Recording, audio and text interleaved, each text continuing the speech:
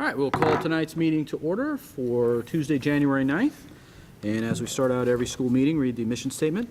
Norfolk Public Schools offers a safe, joyful, and challenging learning environment that meets the needs of our diverse students. Through school, family, and community partnerships, we provide an education that inspires lifelong learners, cultivates caring and productive citizens of our ever-changing world. Roll call, please. Jeff Curry. Paul Cochran. Mark Flaherty. Thomas Doyle. Ingrid Lardy. All right, we're going to go slightly out of order. Due mainly confusion, we've never had this many people here, so we'll try to take this all in. Paul Cochran's panicked a little bit, but I think I calmed him down. We are going to go right to the acknowledgments of the various retirees, which I assume is the reason for most of our crowd being here, which thank you for coming out in advance. I appreciate that. So I am going to go skip to that now. Put on the shades here. All right, so first we will start with one Mrs. Anna McKenzie, and I'll read her information here. So she's a long and esteemed career, began in 1985, January, so a few years ago, as a grade 5 long-term substitute in Freeman Centennial. The next school year she was hired permanently as a half-time developmental reading teacher, and the following year she was hired as a full-time lower elementary school teacher. From 2004 to 2008, she assumed the role of HOD assistant principal, until reductions in budgets eliminated the position. However, in the fall of 2008, Mrs. McKenzie returned to her grade 2 classroom without missing a beat and remained there until her retirement this last June. Mrs. McKenzie is a creative, child-centered teacher who had an impressive and passionate work ethic. She was calm and caring to both her students and colleagues and continued her own education and professional development up until the day she retired. Always deeply invested in her school, she worked tirelessly on curriculum committees, summer curriculum committees, and was a strong advocate for classroom technology. Outside the classroom, her leadership abilities were evident by serving many years on the executive board of the Norfolk Teachers Association. Mrs. McKenzie's undergraduate degree was from the University of Mass in Boston in elementary education, and her master's in education was from Framingham State University. So hands together, please, for Mrs. Anna McKenzie.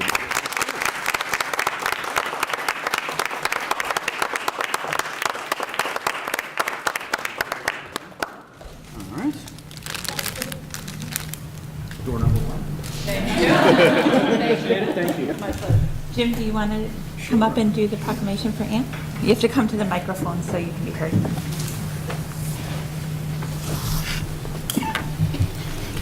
Susan's not here. All right, so I'll just read it. I didn't bring flowers. Very sorry. Strike one. But you may not remember, but when my wife and I moved here a little over 30 years ago, you were one of my children's first teachers. You do remember, is that good or bad?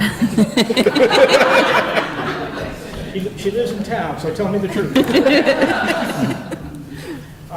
You know, they say that the future is really molded by the hands of the teacher. And I think that's also true. One of the reasons we came to Norfolk is because my wife used to teach in Millis, and we came here to look for a place to settle for the rest of our lives, and it looks like that will happen. And we met with the superintendent, and I've never met anyone that had so much polyester on in one particular day. In fact, I don't want to go do it. And I say that with all due affection, as you all know. But it's an incredible place that we have here. But it's a building. It's only as effective and talented as the people that are living it. And it's sad to see so much of our talent leaving us. It'll leave a hole in our system. You will be missed. I understand you're headed to Las Vegas. What happens in Las Vegas stays in Las Vegas. She's moving there? I think she's just going to have a wonderful, wonderful time in retirement. So we too have a proclamation. 30 years ago, I did not need these, but I do now. And Tom eloquently said all of the wonderful things, but the one thing I do want to say on behalf of the Board of Selectmen is that we're eternally grateful for what you've contributed to the school system and the way you've nurtured our children. You spend more time with the kids than their parents do on an average day, and we're very, very grateful.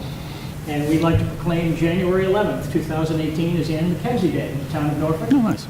That does give you the privilege of going around the roundabouts the wrong way. But we are very, very grateful. And I would like to present this to you, but I think we have to take it back because it is missing one signature. Mr. Palumbo has been traveling and was not able to sign them, but I'd love to shake your hand and hug you. But I know you. I don't want to leave you with what I have rather than proclamations. Thank you very much. Thank you for all that you've done.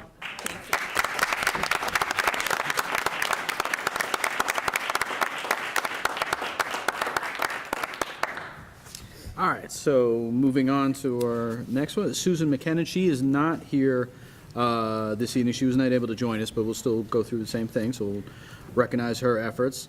In 1985, we recommend Mrs. Mckenna to the secretarial staff in the principal's office at the old Freeman Centennial School. She had a brief hiatus from the school district from 2000 to 2002, returning full-time in 2002 until this past June. Mrs. McKenna had a powerful work ethic and remarkable organization skills, which were extraordinarily exhibited in 1994 with the move from Freeman Centennial School into the H. Olive Day School, with a position change to Secretary Principal, Mrs. Linda Balfour. Budget restraints in 1996, however, caused some reorganization challenges for the district, and Mrs. McKenna was reassigned to the Special Education Office, where she supported 6 different directors during her tenure and remained there until her retirement on June 30, 2017.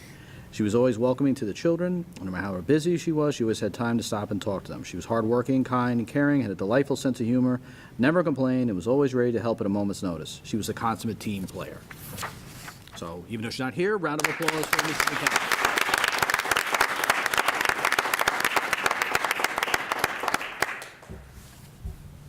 Jim, do you want to? She also will be granted the right to go the wrong way in a rotary? It's her day, I guess.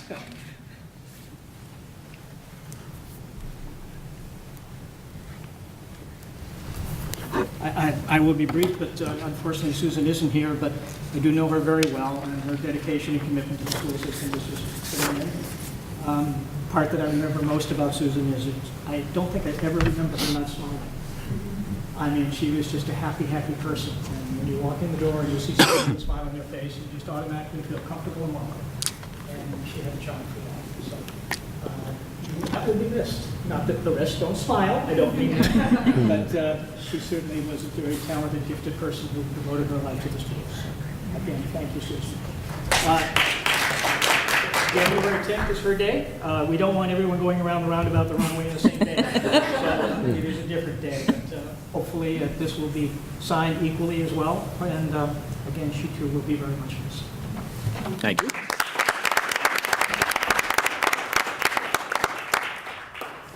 All right. Next on our list, Mrs. Levine, general music teacher, Freeman Kennedy School. Mrs. Levine joined the faculty in September of 1997 and remained in her position as general music teacher until her retirement just a couple months ago. Dedicated and passionate about the arts, Mrs. Levine shared her passion with children of all grade levels by training their voices to make music, teaching them to play flute recorders, xylophones, and rhythm instruments, and appreciate music through exposure to many genres. A favorite highlight of the school year was the sound of children's voices at the choral concert, where Mrs. Levine always encouraged the children to stretch their abilities and perform in ensembles or as a soloist. She's a gifted and talented composer and musician, an accomplished guitarist in classical jazz, contemporary folk, and popular, and she has been blessed with a beautiful singing voice. She received her undergraduate degree in music from the University of Massachusetts Lowell. So, Mrs. Levine, thank you very much for your effort.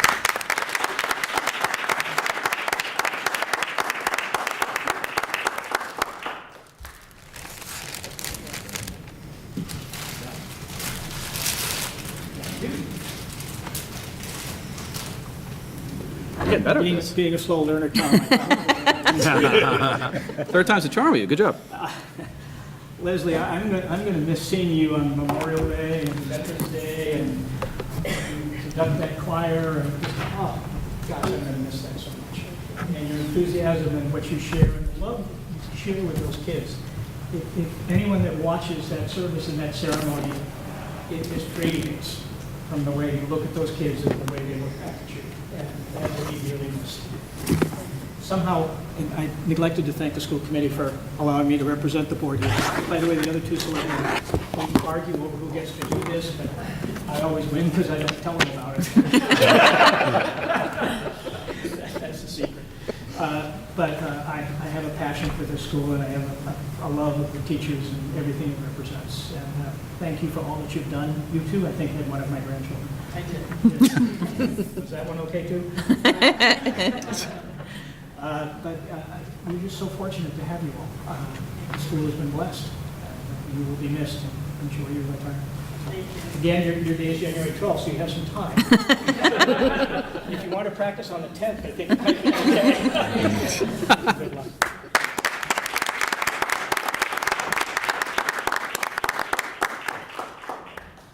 All right, last but certainly not least, Mrs. Deborah O'Toole. Mrs. O'Toole started her career in the Norfolk schools as a per diem substitute teacher. In the fall of 1993, she was appointed to full-time permanent classroom teaching position. Intensely dedicated to the art of teaching, she's known for a calm demeanor, impeccable organizational skills, and her ability to enable students to reach their maximum potential. Through her tenure, she has taught grades 5 and 6, chaperoned many Camp Borndale educational trips, and demonstrated her love of teaching children by sharing her passion for math, science, and technology. Dedicated, energetic, and hardworking, she's also contributed many hours to curriculum committee work and her ongoing professional development. In 1996, Mrs. O'Toole was a member of one of the first cohorts who attended and graduated from the Lesley University satellite location in Norfolk to achieve her master's degree in computers and education. She achieved her undergraduate degree in education from Bridgewater State University. So, Ms. O'Toole.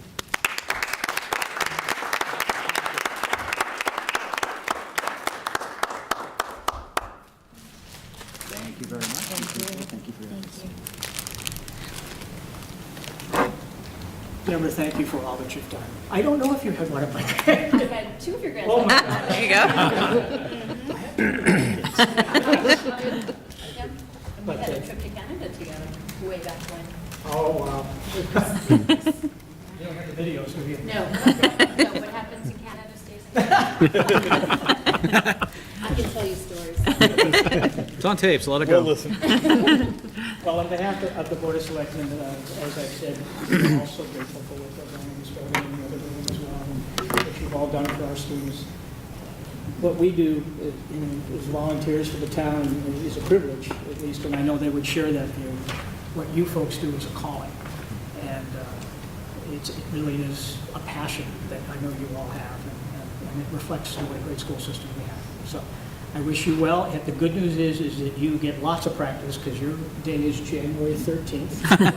Oh, lucky. I would suggest you go to the second rotary. I think the others are going to have the first one so screwed up by then, nobody's going to want to go around it. But I do wish you the very, very best in your retirement. 25 years, I think? Wow. Nice. Where did the time go? So thank you for all that you've done for the town of Norfolk, and most importantly, for the kids. So, thank you.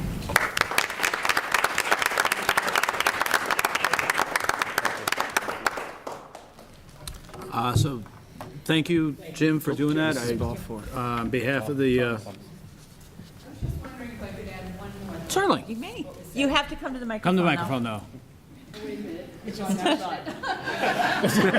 You don't have to pick it up. Don't touch that Just sit near it. Yeah, Linda, just use this one. Here, use this one. Oh, no, that's okay. I just wanted to add that tomorrow, it's exactly 24 years since we opened the doors of the H. Olive Day School. Oh, wow. So it's really fitting that we are honoring two people who were major movers and shakers during that time. Ann McKenzie and Bonnie O'Connell. Well, Bonnie O'Connell we're not honoring tonight.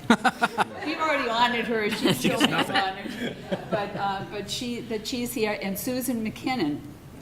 Susan McKinnon was at that office, we were practically there 24/7 for about a week before. She and Janina Vickas setting up the office, getting everything operational.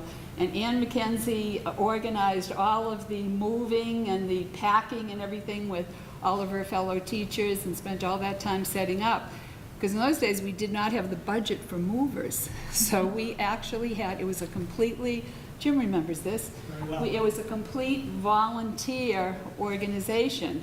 It was the PTO, it was borrowed trucks from the Stop and Shop, Holmes Transportation sent their entire crew there for 4 days. We were moving furniture ourselves, so it was quite an endeavor.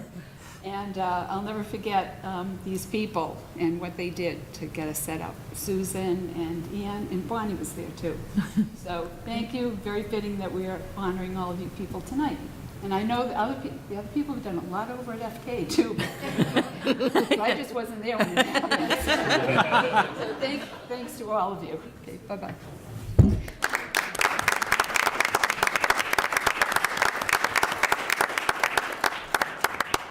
Anyone else want to say anything? As I said, we're not used to company, so we don't have no, I just want to pass along my thanks again to the selectmen, Jim, you'll have to do, for taking the time to come. I appreciate the proclamation. It's very, very nice to see, and it's wonderful to see the town exhibit the same type of support that we try to give each time on behalf of all of us, and you guys feel free to jump in. Thank you, the four of you. It is very much appreciated. You put up with my two kids, which alone gives you more flowers than any other thing. I don't know how you handle a recorder with my two kids, but thank you very much. I appreciate your efforts. Well, I know one's missing, but for the four of you, I wish you nothing but the best in your retirement, and all your efforts are very much appreciated. So thanks again.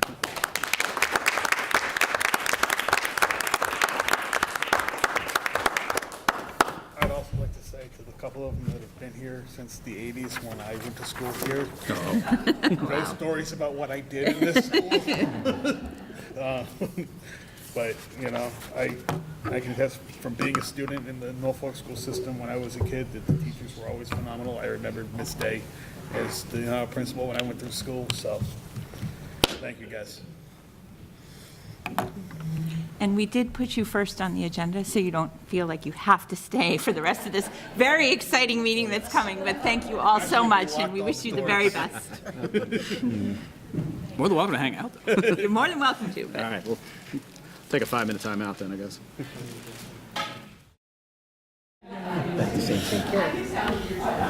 Bye, Bonnie. Take care. All right, I think we're good. So we'll move on to correspondence now. Yep. Donations? Yeah. Okay, so we have one donation, and let's see. Actually, two donations, pardon me. We have a donation from Kurt Redlitz in the amount of $155, which is a library donation from the Girl Scouts, and that is from Freeman Kennedy. And then separately, we have one from $75 for Looters Environmental, which is a general donation to the district. Okay. So in total, we have donations of $230. Do we have a motion to accept those donations? I make a motion that we accept the generous donations. Okay, do we have a second? I'll second. I assume no further discussion. All in favor? Aye. Aye. Okay. Steal the pen back from you, Mark? Right there. No, that one doesn't work. All right, so then we will move on to Ingrid. It's a trick man. Okay. So the first thing we had tonight is the budget update. So Todd Hassett, our business manager, is here to present the budget quarterly update. Thank you, Dr. Alardi. You just here, wasn't it December or November? Yes, we did the first quarter together. Not that I don't like seeing you, Todd. I don't No. think the person. Understood. The first report I did for the committee this year was actually through the month of October. Oh, okay.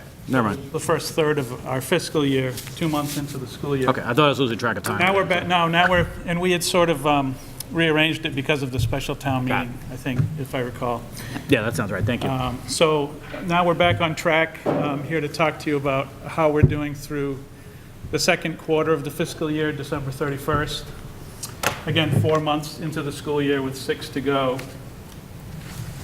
Since we last met, the town did hold a special town meeting, and we were fortunate to receive an additional nearly $68,000 of supplemental funding to help with our additional special education aids and costs associated with servicing some of our students in district. So our budget is slightly higher by about $68,000. It's $11.83 million. This is a general breakout. The large green portion of about nearly 80% of our budget is allocated specifically for instructional services by the committee, and that's where all of the $68,000 of supplemental funding did come into us after the December town meeting. And what I'll do, just sort of walk the committee through all of these wedges in the pie. Again, the lion's share being instructional, but I'll just go through each section tying back to the committee's policy of the major functional areas of our operating budget. So first is the district administration, which includes As you know, the superintendent's office, business office, HR, legal services, and district IT. At this point, we are performing slightly better than budget. We do have potential for some savings in the legal services area at this point. But again, it's early, and we could be faced with some cases or issues that we're not aware of at this. But at this time, we're projecting about a $4,000 surplus in this area of the budget. Again, nearly 80% of our resources are targeted for instructional services to students in district. This includes the principal's offices, teaching, specialists, aides, substitutes, professional development related to our instructional staff, and all of the materials and guidance and psychological services. This is the area that we did have the $68,000 supplement from town meeting. Since then, we've had additional special education concerns that have come up over the last month or so. And even as early as this afternoon, I've learned of some additional concerns. So all related to special education services, additional evaluations, the need for substitutes, aides for the balance of the year that were not budgeted. So right now, we're projecting about a $21,000 shortfall in this area, which may, if it comes to fruition later in the year, we may need to ask the committee to vote a transfer from another section of the budget.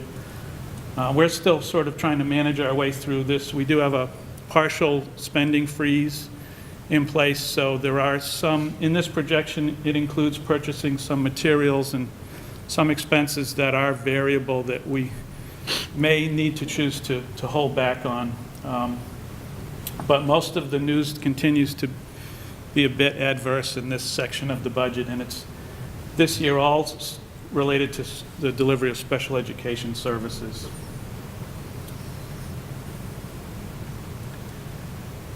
The 3000 series other student services, right now we're about that $21,000 shortfall is about covered with a surplus in this area. This is a section of the budget that includes pupil transportation, health and nursing services, food service, which is largely paid for through lunch meal sales,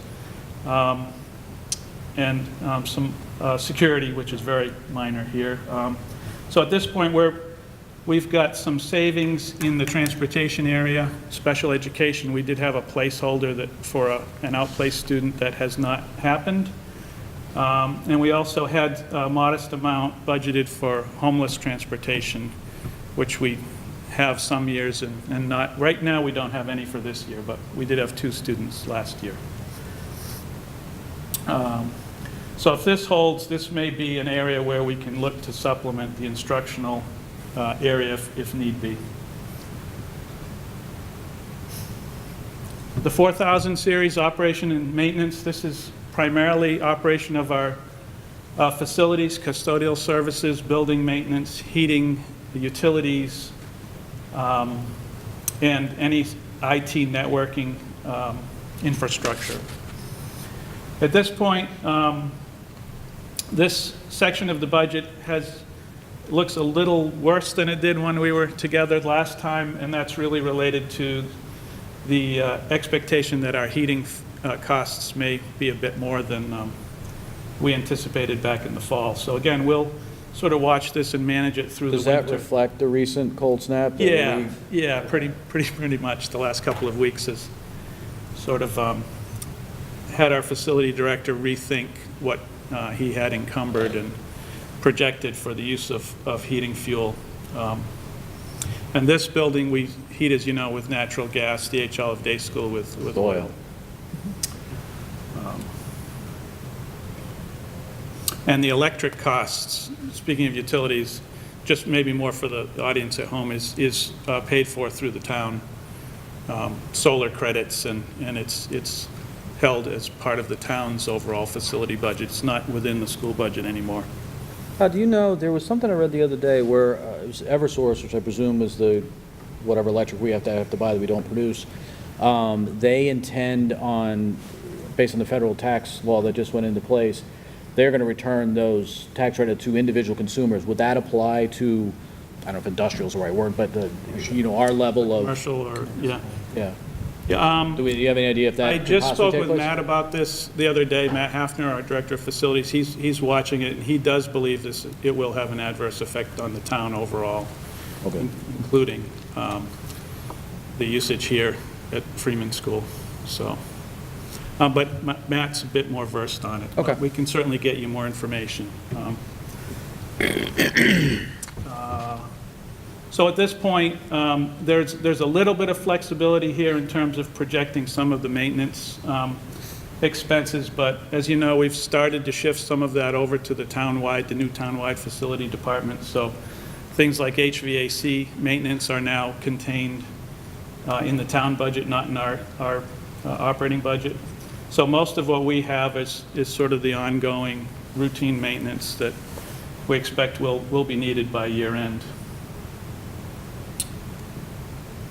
The 5,000 series fixed charges, this relates to contractual obligations, retirement insurance programs, early retirement incentives, for example, for some of the folks who were here earlier this evening, contractual obligations.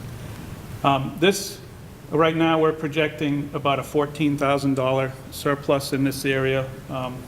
As you know, December 1st on the teacher's contract is the date where they notify the administration of their interest to consider retiring. So we've only had one firm application for retirement, so we're expecting some savings in this area. Certainly that could change between now and year end.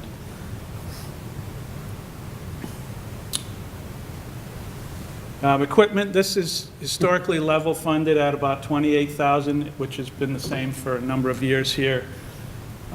What we're hoping to do with these funds is to repair or replace the wall partition at the day school, which you know has been problematic for a number of years. And we also have on the horizon, or on the board, to start recommissioning some of the systems at the day school, which we're expecting will be deferred, and that will deal with the partition. It's been tough to get the parts and someone to respond for the repair, so we don't really quite have this sorted out yet, just as of talking to Matt yesterday. So. Yeah.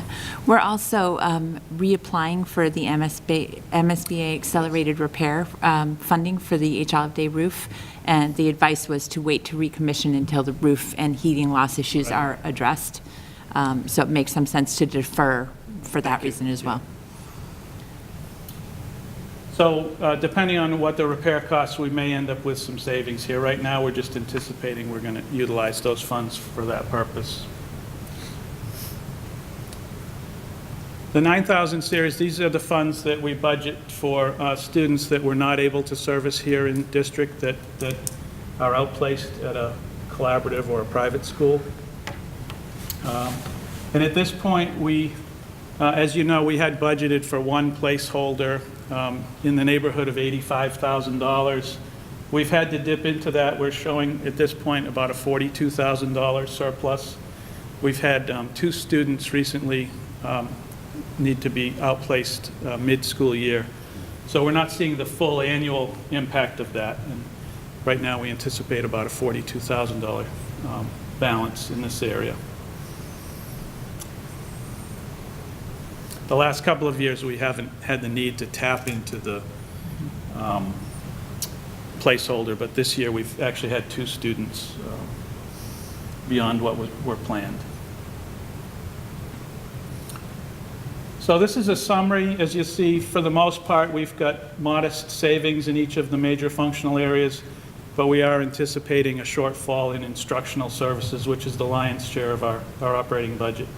So at this point, I'm showing a bottom line surplus of about $59,000 on our $11.8 million budget, or anticipating we'll expend 99.5% of the budget, which is, again, much tighter than we've been at this point in the year the last couple of years. So, but still very manageable.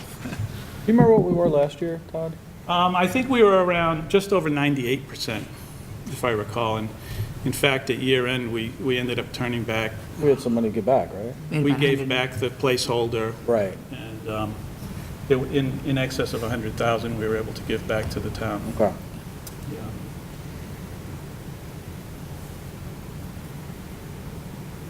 In addition to our operating budget, as you know, we have what we call special revenue funds, which are federal and state grants. In our case, currently, we have a few federal entitlement grants, mostly through the Department of Education. We do have one early childhood grant, and we currently have no state grants. As you know, we used to have a kindergarten grant that none of the districts receive. In addition, we have some fee-based programs that we call revolving funds, the food service or school lunch program, which is largely self-supporting, although from time to time we've needed to subsidize it through our operating budget. The before and after school program, or SAC program, we still have a tuition-based preschool program that pays for one teacher and a few aides within the program. It covers a portion of the cost of that program. And we have very modest facility rentals revenue, which we put back into maintaining our facilities. Our grants, as you know, because you gentlemen have been here for a few years now, continue to be at lower levels than we've experienced in the past. So this, again, over time puts more pressure back on the general fund or the operating budget. And I think the last time we had a good set of grants was probably in '09, back in the era days with the Obama administration. So it's been a while. And also, I know the committee's interested to see, we also, in addition to the revolving fee-based programs, the committee each month accepts donations from individuals and various groups. And very often it's for teacher-proposed programs or enhancements to the instructional service to our students, or technology. We also offer Camp Borndale scholarships through some of these donations and other special events that the schools hold. We started the year with just under $29,000 in the account. This committee has accepted through December nearly $27,000 of new donations and grants if you will. To date, we've expended about $31,000, and I know the building principals have purchase orders related to a lot of the rest of the money for programs for this year. So we've as of the end of December, there's about $25,000 in our district gift fund.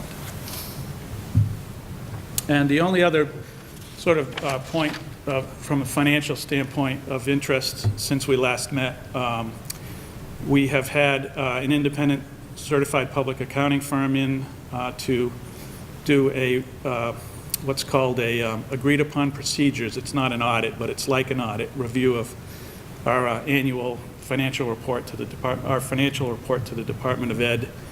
And I'm pleased to tell the committee there were no findings for us for 2017. And those reports just came, I think, earlier this week, so they're available if you'd like a copy. Are those done yearly, or is that just? They're done yearly as required by DESE. Yeah. They have to be done by March 31st and filed. Yep. And then, if you have findings, there has to be a corrective action plan and so forth. So, but we've had several clean or close to clean reports for a number of years. So, Nice. yeah. So, Questions? Questions or? Okay. Well, Thank you. Great. Thank you.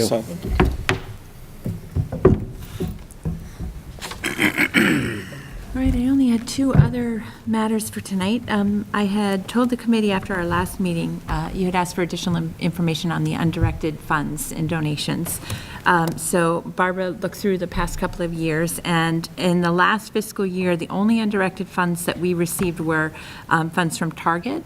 And the way the Target program works is people register their Target card for a particular school. So and a percentage of the revenue that they spend annually is directed to that school. So There was $1,377.88 for Target that was donated to the Freeman Kennedy School, and $1,571.56 to the H. Olive Day School. The only other undirected donation we received was the $75 annual donation from the Looters Environmental Group that we've received for the past several years. So I did talk to the principals, and I said I'd come back with some feedback about how they felt, what was the best use of those funds. Given the size of the funds, that it's not a significant amount of money, the principals recommend, both felt that the best use of the funds was to continue to donate those to the school gift account. The school gift account does allow for scholarships for field trips and things like that, but they also use them to supplement school-wide programs that benefit everybody. So like the box fitness program that runs in the morning before school at H. Olive Day is funded by the gift account. The Respect Committee, the Freeman Kennedy just supplemented the funds for PTO to bring in the author visit residents through the gift account. So they use them for school-wide programs and for financial assistance. So that would be my recommendation for the committee, that we continue to target undirected funds that way, unless we had an exceptionally large unexpected fund that we could come back and look at that individually. Does that make sense? Yes, it does. Thank you. You're welcome. The other thing in your packet, we had talked at our last committee meeting, we have a space study group that has been looking at and evaluating what the potential impact of the new building projects in Norfolk could be on the schools.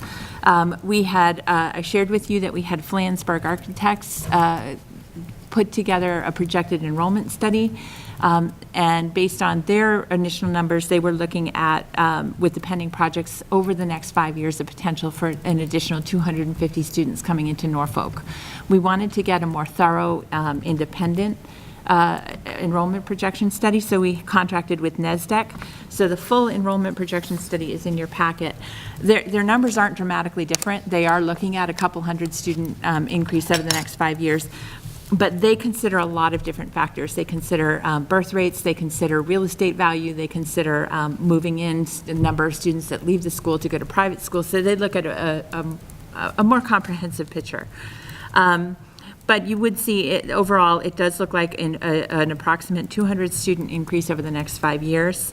At the Fall Town meeting, we did ask for funding from the town to have some initial design work and drawings done to see how we could expand the Freeman Kennedy, which with a connecting wing between the two back wings here.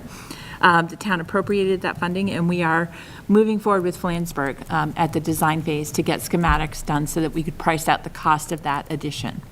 I've shared the results of the enrollment projections with the town as well, and the Space Study Committee will be meeting shortly to take a look at those numbers. Any questions on that? Or I think NESDEC did a nice job with it, and like I said, I will share this. Jeff's not here tonight, but I will share the results of this study with King Philip. There are some other studies that have been done across the state that would seem to indicate that at the middle and high school level, the building has less of an impact because there's private school options and more people go out. So I have two studies that I will pass on to KP. K-6 enrollment tends to be steady and not as impacted by the number of students that exit. It tends to be higher at the middle and high school levels. So since they kind of look at a sort of general form as they apply almost uniformly to everything, is there ways we should look at this to maybe account for the development we're seeing here, I mean, the amount of 40B developments, the amount of other Well, the developments? NESDEC study took each of the 40B proposals. And It they did looked- put all the- yes, okay, it's, I'm sorry if you said This that, is so. unique to Norfolk data. They also looked at birth rate, census data, and so they did a much Okay. more comprehensive. Flansburgh was the one that just used a general formula Okay, I'm of sorry, number of misunderstood. bedrooms, Okay. estimated kids. Got it. The NESDEC went in much greater depth. They looked at enrollment trends, Okay, the so we moving. feel confident these numbers as good a guesstimate as can be provided, I given what's do, out there. Okay. and given that they're somewhat parallel, I think we have a good sense that we're pretty on target. All right. Any questions? Other questions? Okay. That's all I had tonight. All right, so we'll go into subcommittee. We won't be doing King Philip, so we'll move right on. Oops, sorry. I'll jump in for, for Jeff, one thing that I did want to let the committee know is that King Philip is moving forward with their search for a new superintendent. I did receive an email from the chair of the committee. They had invited one of the three elementary superintendents to serve on that search committee. Unfortunately, because of the dates, it's really mostly next week that they're meeting, and it was a conflict, so we weren't able to work that out. I've asked if they would consider, they're going to bring their finalists in for a site visit, if they would consider allowing the three elementary superintendents to meet with them as part of that Good idea. focus group, the structured focus groups they do on that day, so that we have a chance to contribute feedback to the search committee. So they were going to talk about that and get back to us. Do they have a goal when they're looking to have someone in place? He didn't say. I just know that they're anticipating doing the screening and the training for the committee next week, and on a fairly accelerated timeline, starting interviews and extending an offer. Their superintendent has accepted another position in Oxford, Mass., but I don't know the start date on that. So I don't know what their timeline Okay. is for an official start date. Thank you. All right, so now we'll move on to the policy subcommittee. So we've got a few votes there, it looks like. We've got a third reading on the agenda format. No changes since the second reading.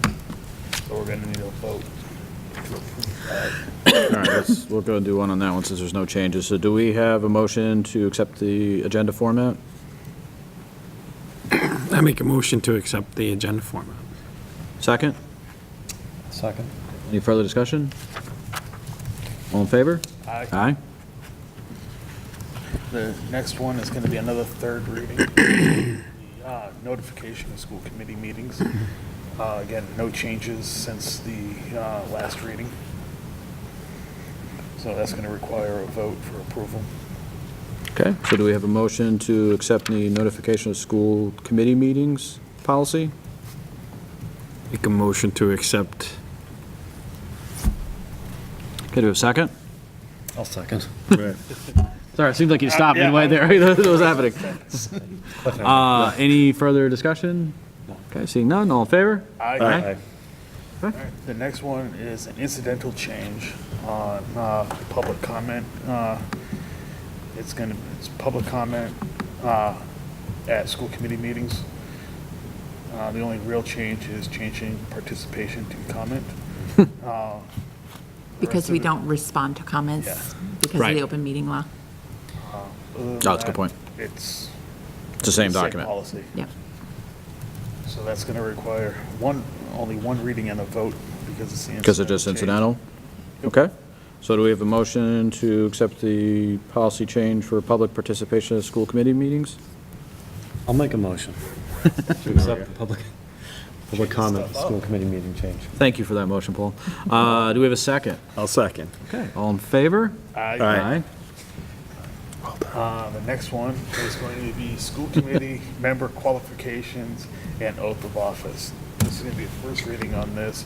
There's a whole new paragraph that's entered in, as well as a couple of another legal reference has been changed.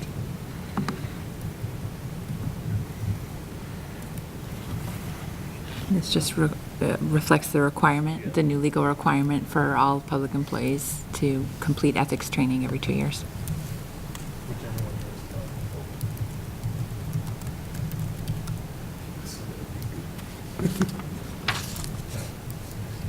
I think when I first Is there a mechanism in place for a reminder of this? Is every 2 years? How is this? I'm going to have Roxanne send you guys all a reminder of the Okay. link. Because in reading this, I couldn't tell you the last time. Maybe I've done it, I have no idea.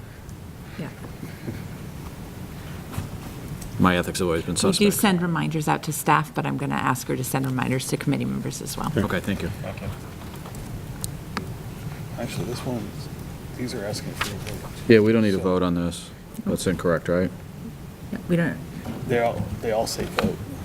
Yeah, these are just first I readings, think so she we're not listed it voting. in case the committee chose to waive the 3 readings to go forward with a vote, but we don't need to vote on this tonight. We could waive the 3-vote policy for these last two. That's at your discretion.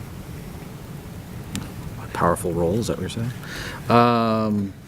Just Yeah. because they're strictly legal changes to bring the policy in compliance Yeah. with Mass General Law, there's not a lot of dialogue that we necessarily need to have, so we listed them in case the committee chose to waive Okay, the so required then- 3 readings and. Well, at least we can have a discussion. All right. So then, do we have a motion to waive our policy in order to accept the changes in the school committee member qualification / oath of office policy? I'll make a motion to waive our policy in order to accept this. Okay, second. good. Second, okay. Any further discussion on this? Okay, look fine to me. All in favor? Aye. Okay. So then-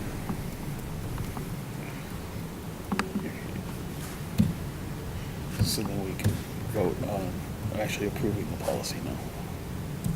Well, I think we just did. I thought we voted on. No, we did a combo. Okay. To both waive the policy and accept the Okay. changes. I'll catch up here. I'll give you a chance, that's fine. The last one I've got is the school committee powers and duties. This is another one that we're gonna I asked that we waive the policy on the 3 readings for, because again, it's all legal changes. The only change really is at the bottom of the policy under personnel matters.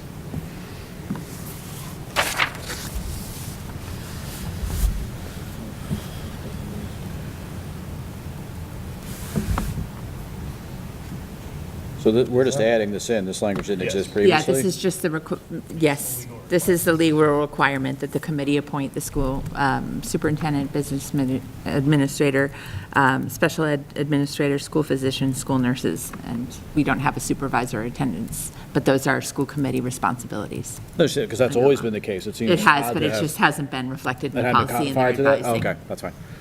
Okay, so then, do we have a motion to waive our policy of 3 readings along with accepting the school committee powers and duties policy update? I'll make a motion I'll second. to waive and accept. We have a second, okay, any further discussion? Okay, all in favor? Aye. We have several more that we're looking at for the next meeting, or we're looking at our next meeting. I don't know what, I was late to this one because, this last one because of traffic, so I'm not entirely sure what we have possibly coming forward next month. It'll be the student, the fines and fees policy that we're taking out. It's mostly incidental changes. We don't have a kindergarten tuition fee anymore. We don't charge a bus transportation fee. So that'll be updated. And then one on the public's right to know. All right, so that it for policy then? Yes. Okay, budget? I don't know if you have anything to add other than what Todd has told us? No, I don't. Other than, we're going to be continuing on with our timeline, and reviewing a preliminary draft. And right now, everything is shaping up, so still a lot of work to do in January and February. March. But not April. Hopefully not even. Probably. All right, so that's all our updates, so moving on, we have our minutes from our December 12th meeting. Yeah, we were all here, right? Okay, yes. Okay, do we have a second? I'll second. Okay, any further discussion? Assuming no, all in favor? Aye. Aye. And then we are scheduled for Tuesday, February 13th for our next meeting. Does that work for everyone? Valentine's Eve, I don't know if that changes anything. Big Valentine's Eve plan? Okay, it's not. All right, moving on. Until the last minute. All right, so we'll go with February 13th. And then, are we going to executive session? Okay.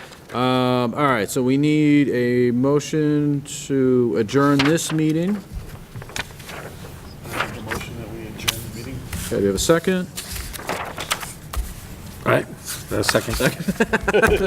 All in favor? Aye. Aye.